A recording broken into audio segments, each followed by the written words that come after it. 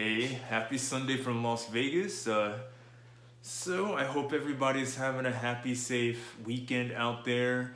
It's still hot in Las Vegas. It's like 100, I think 98 today. It's been 100 all week. We're looking at the 90s, so finally it's starting to cool down on Las Vegas.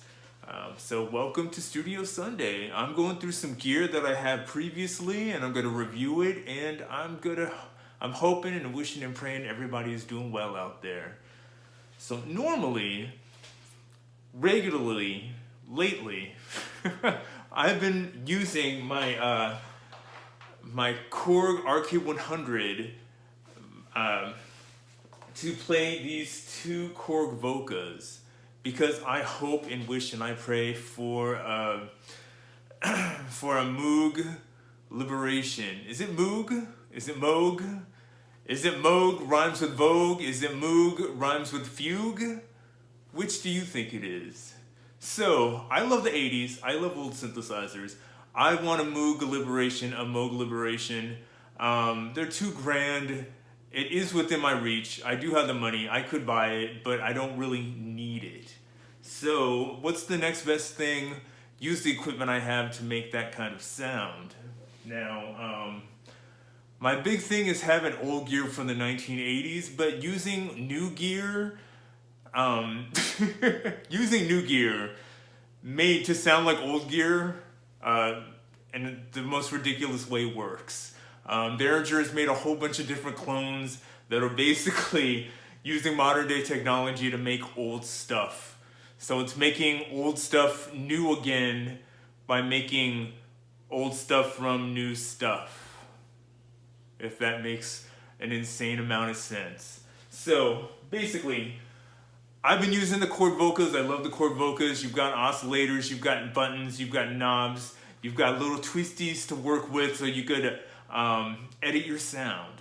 So basically that's what you're working with the Moog, with the Moog liberation. So that is what I've created with my Vocas. I'm playing them both together.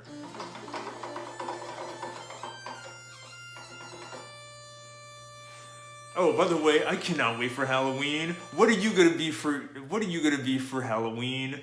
Everybody's doing masks lately, but are we gonna do masks with flair? Are we gonna do capes? Are we gonna do glitter? Well, you let me know. So, since I'm trying to copy the 80s sounds, I need more things that make 80s sounds.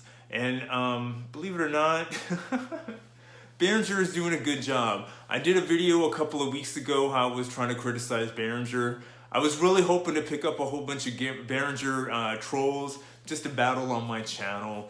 But alas, I did not get any Behringer trolls.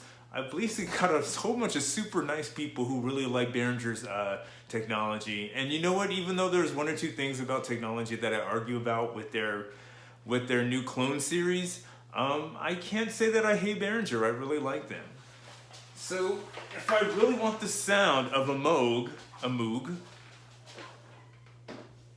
I decided to break down and get me one of these. Now, because I used to work in retail, I've worked a lot of different jobs, from the medical field to retail to serving drinks, dude. But basically, since I worked retail, I never buy anything retail, man.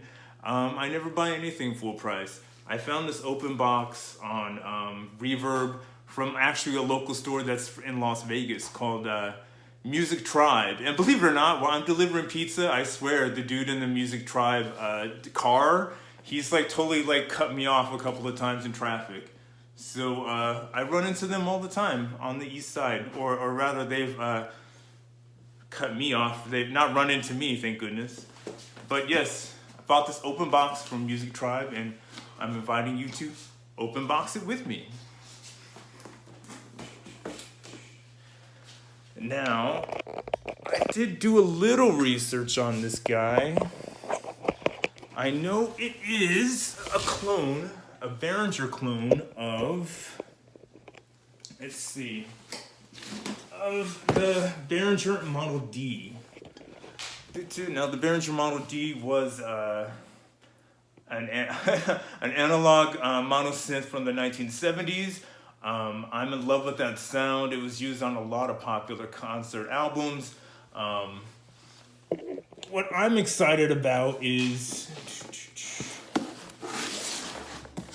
I get to open this and use those sounds like I was in the 1980s, 1970s. Believe it or not, a lot of 80s people used 70s synths to make their 80s sounds. Now, this is awesome. This is all open box. I've got to guess that this was a floor model, or maybe it just didn't sell. But I've got, it looks like everything that comes with it. I've got a power source.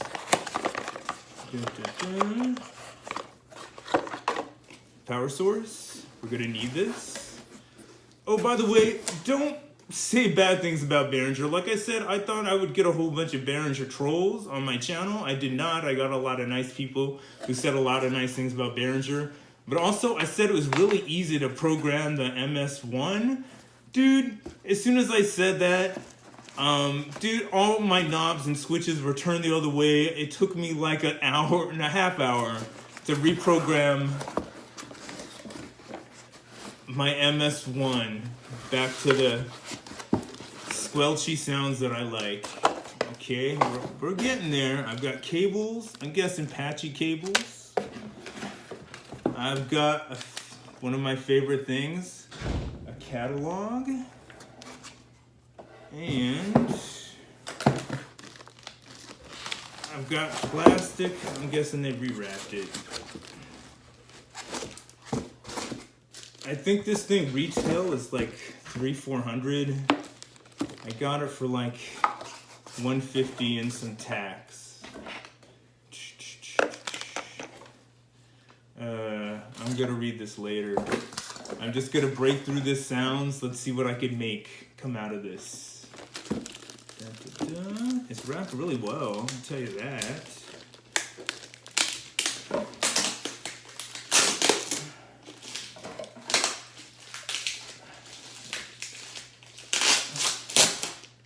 Now, since I got so many mini controllers,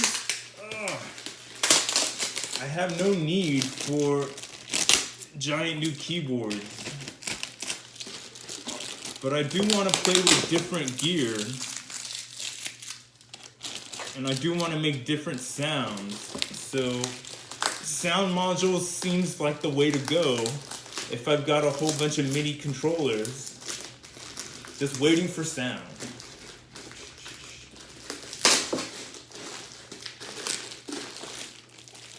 Okay. I'm just gonna open it up like a present. Okay. Oh my gosh. Okay. I bought this open box.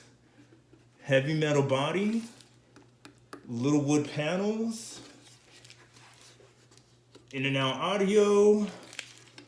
We got MIDI in, MIDI through. I'm using this as a sound module, so basically I want to make sure I've got the in and out audio, and I want to make sure I've got a MIDI in, maybe a MIDI through if I'm going to use this with the sequencer. I believe all of these little channel thingies control the MIDI channels that you want to transmit off of. This is just my first impression, by the way. 3 different oscillators, 1, 2, 3.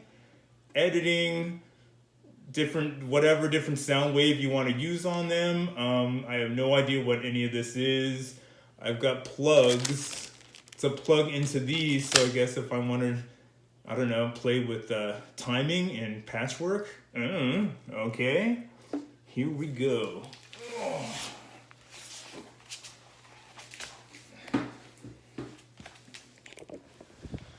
Okay, now let's see what it sounds like.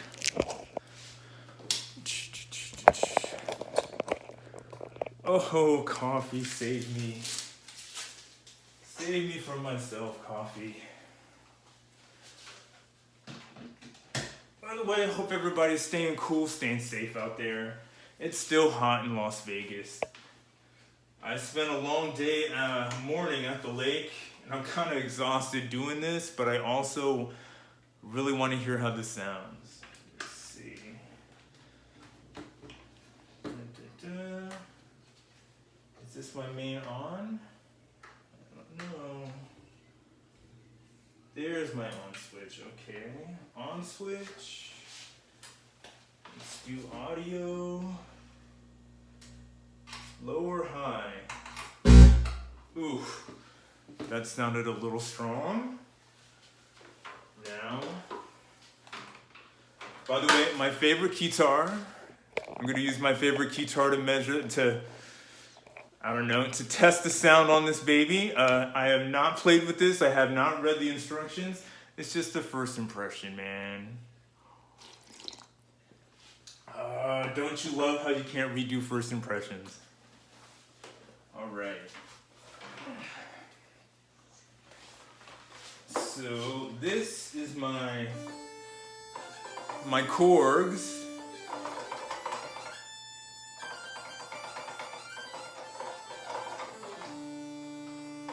Let's see how this guy sounds. Ooh. Don't you get all caught up on me already, man. Don't get sticky on me already. All right. Me in.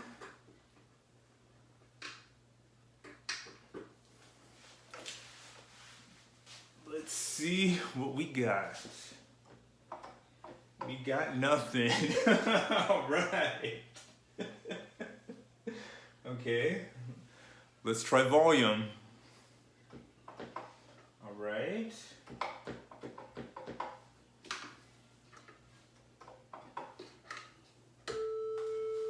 We have a sound wave.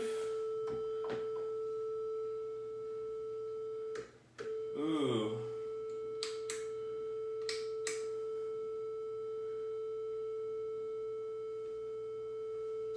Ooh, this is gonna be fun. Okay. Let's try MIDI through. You never know.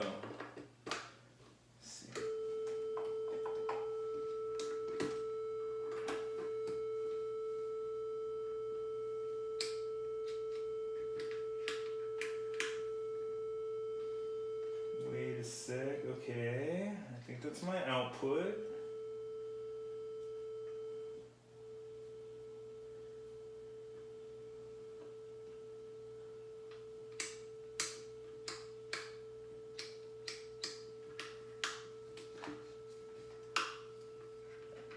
Okay, now I'm just switching buttons just to see what I could do, if I could turn off this tone. There's gotta be a factory setting. Okay, on. Let's see. Volume.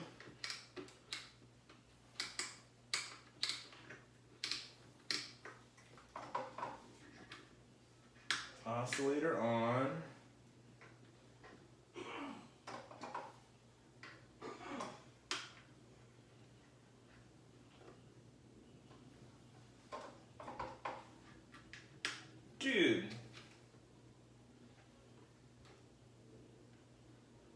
Dude, why don't you be like the simplest explanation? We'll turn this all on. Filter, decay.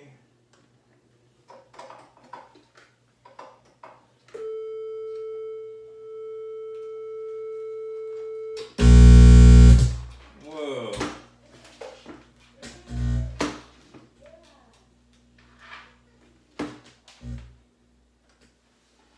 Let's see.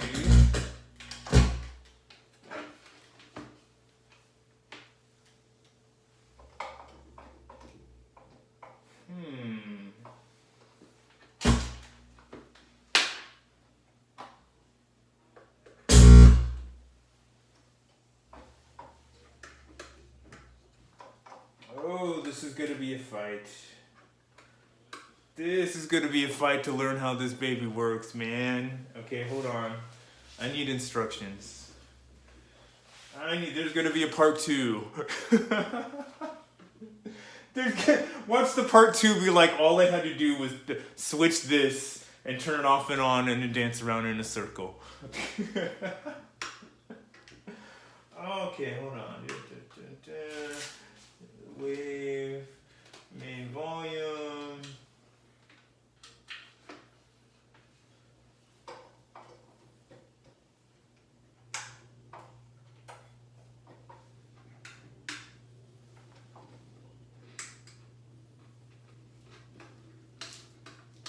Dude.